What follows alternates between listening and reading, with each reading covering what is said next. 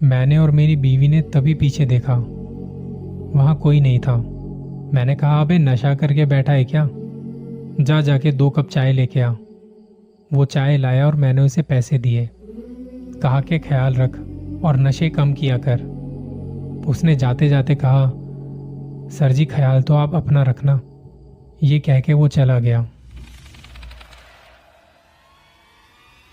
उस रात मैं चाहकर भी भाग नहीं पाया। पता नहीं वो कौन सी ताकत थी जिसने मुझे हिम्मत दी। अभी थोड़े टाइम पहले मैं अपनी फैमिली के साथ मेरी बीवी के मायके जाने की तैयारी कर रहा था। हमारा बच्चा होने के बाद से मेरी वाइफ ने कहा था कि उसे कुछ दिनों के लिए मम्मी के घर जाना है। मैंने कहा ठीक है, बनाते हैं किसी दिन प्रोग्राम। नए साल पर यहाँ दिल्ली में ठंड बहुत होती थी, तो मैंने कहा थोड़ा रुक कर चलते हैं। पर मेरी बीवी ने जिद की तो जाना पड़ा। वो राजस्थान की रहने वाली है और हम जब भी वहां जाते हैं तो अपनी गाड़ी से ही जाते हैं। शुक्रवार की शाम को हम निकले थे, तकरीबन 4 बजे के आसपास। मुझे ये था कि 9 बजे तक आराम से पहुंच जाएंगे। हमने सामान बांधा और निकल पड़े। रास्ते में कोई फल फ्रूट वाला दिखा तो केले और सेब ले लिए थे। बच्चा हमारा छोटा था, 9 महीने का। उसके लिए सारे इंतज़ाम किए हुए थे। पिछली सीट पर 2 मोटे से कंबल बिछाए हुए थे उसके सोने के लिए, और खाने पीने का भी पूरा इंतज़ाम था। हल्के हल्के म्यूज़िक के साथ हम बातें करते हुए जा रहे थे। 6 बजे तक अंधेरा हो चुका था। सर्दियों में अंधेरा जल्दी हो जाता है। जैसे जैसे हम आगे बढ़ रहे थे, कोहरा बढ़ता जा रहा था और एक समय बाद तो विजिबिलिटी 50 मीटर से भी कम की रह गई थी। एफएम रेडियो ऑन किया हुआ था, वहां से सारी खबर मिल रही थी। अब ऐसे में लगा कि गाड़ी चलाना सेफ नहीं है। या तो ये हो कि बहुत सारी गाड़ियां नजर आ रही हैं, या फिर थोड़ा रुक कर चलते हैं। रास्ते में एक जगह रुके, भूख लगी थी। हाईवे से सटकर एक ढाबा था जहां कई गाड़ियां खड़ी हुई थी। हमने भी अपनी गाड़ी वहीं लगाई साइड में। बच्चे को नींद आ रही थी, तो मेरी बीवी ने कहा कि इसे पीछे सुला देती हूँ, तुम जाके कुछ खाना लेके आ जाओ यहीं पे। मैंने वहां जाके पराठे ऑर्डर किए और कहा कि गाड़ी वहां खड़ी है, बन जाए तो ले आना, हम उसी में बैठे हैं, बाहर ठंड बहुत है। गाड़ी की तरफ गया और ड्राइवर वाली सीट पर बैठ गया। बीवी मेरे साथ वाली सीट पर बैठी हुई थी और बच्चा पीछे सो रहा था। 10 मिनट बाद पराठे आए, गर्मा गर्म पराठे, उस पे बढ़िया सा मक्खन लगाया हुआ था। मैंने कहा, भाई 2 कप चाय और ले आओ। उसने कहा ठीक है। और मैडम के लिए? मैंने कहा दोनों के लिए 2 कप मंगाए तो हैं। उसने कहा, ये मैडम जी जो पीछे बैठी हैं, जिनकी गोदी में एक छोटा सा बच्चा है। मैंने और मेरी बीवी ने तभी पीछे देखा। वहां कोई नहीं था। मैंने कहा, अबे नशा करके बैठा है क्या? जाके 2 कप चाय लेके आ। वो चाय लाया और मैंने उसे पैसे दिए। कहा कि ख्याल रख और नशे कम किया कर। उसने जाते जाते कहा, सर जी ख्याल तो आप अपना रखना। ये कह के वो चला गया। क्या अजीब आदमी था। हमने खाना पीना करके दोबारा सफ़र शुरू किया और कोहरा अब कुछ कम तो हुआ था। हाईवे पर कोई कोई गाड़ी नज़र आ रही थी। 9 तो हमें यहीं बज चुके थे। अभी 1 घंटा और लगना था। गाड़ी के शीशों पर ओस जम चुकी थी। मैंने गाड़ी वहीं कहीं साइड में रोकी और शीशा साफ किया। सामने वाला तो साफ था, पीछे वाला साफ करना ज़रूरी था। मुझे मिरर से देखना होता है पीछे से आती गाड़ियों को। मैं गाड़ी के बैक साइड में गया, शीशे पर कपड़ा मारा। शीशा साफ होते ही मुझे लगा कि मेरी बीवी पीछे आके बैठ गई है, क्योंकि पिछली सीट पर कोई नज़र आ रहा था। मैंने तभी गाड़ी का गेट खोला और देखा तो मेरी बीवी आगे ही बैठी हुई थी। पीछे हमारा बच्चा सो रहा था और अभी तो मैंने देखा कि पीछे कोई बैठा है।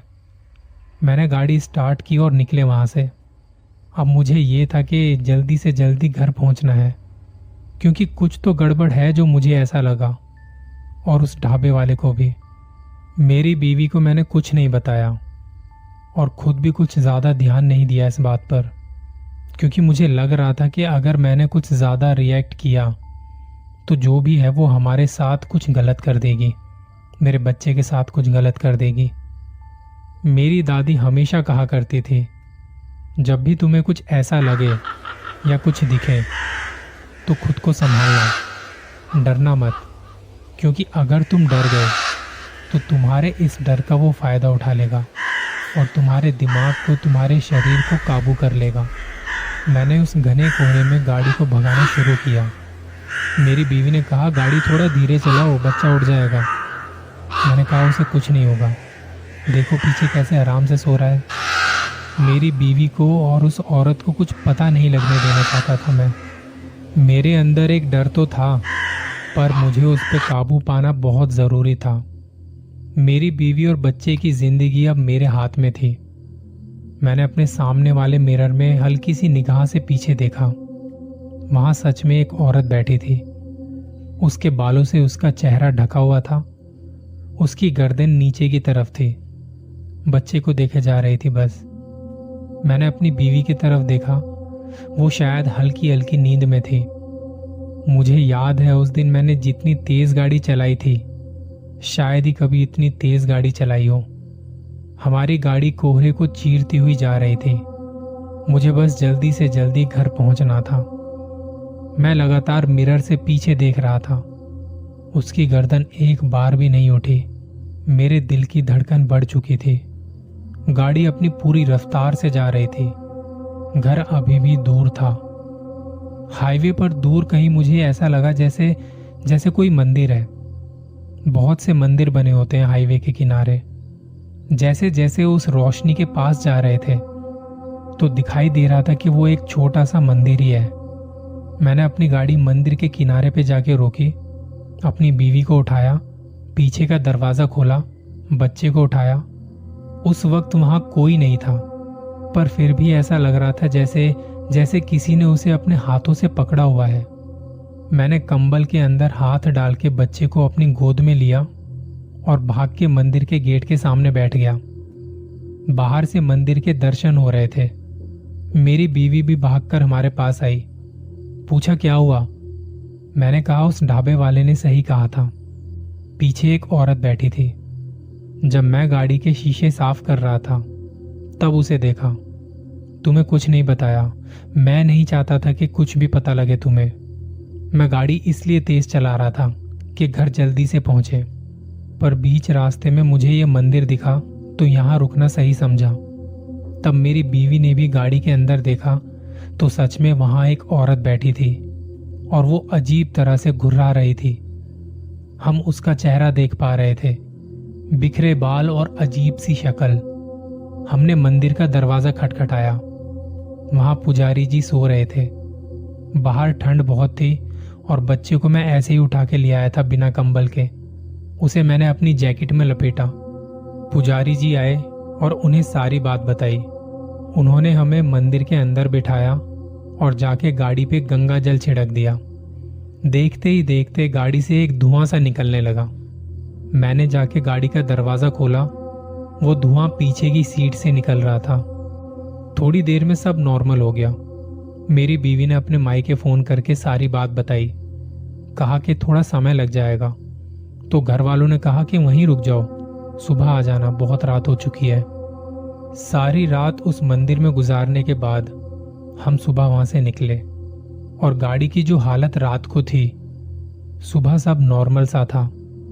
पीछे 2 कंबल बिछे हुए थे, सामान भी सब सही से रखा हुआ था। हम निकले घर के लिए। जाने से पहले पुजारी जी ने हमें मंदिर का प्रसाद दिया और वहां के हवन कुंड से उठा के थोड़ी सी राख पेपर में लपेट के दे दी। कहा कि जब घर पहुंच जाओ तो ये प्रसाद बाहर किसी गाय को खिला देना और ये राख घर के मेन गेट पर रख देना। हो सकता है बच्चे को बुखार आ जाए, डरना मत, वो ठीक हो जाएगा। घर पहुंचे तो सबसे पहले माँ ने कहा कि तुम दोनों नहा लो और पानी में थोड़ा गंगा जल डाल लेना। मैंने वो प्रसाद बाहर एक गाय को खिलाया और राख घर के बाहर मेन गेट पर रख दी। जैसा पुजारी जी ने कहा था। नहाने के बाद खाना खाया और सोने चला गया। मैंने अपनी पूरी जिंदगी में इतना डर कभी महसूस नहीं किया था। ये डर मुझे कुछ हो जाने का नहीं, मेरी फैमिली को कुछ ना हो जाए उसका था। अपना ख्याल रखिए। जल्दी मिलूंगा किसी और कहानी के साथ।